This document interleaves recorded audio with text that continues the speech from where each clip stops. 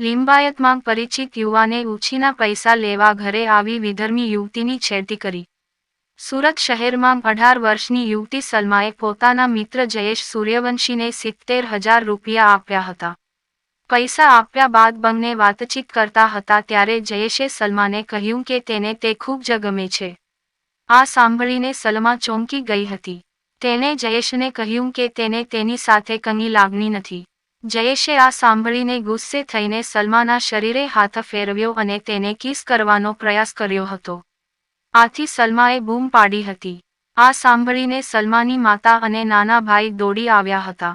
જયેશે પૈસા નાખીને સલમાની માતાને ધમકી આપી હતી કે જો આ વાત કોઈને કરીશ તો તેને જાનથી મારી નાખશે. આ બાદ જયેશ ભાગી ગયો હતો. સલમાએ આ અંગે લિંબાયત પોલીસ મથકે ફરિયાદ નોંધાવી છે.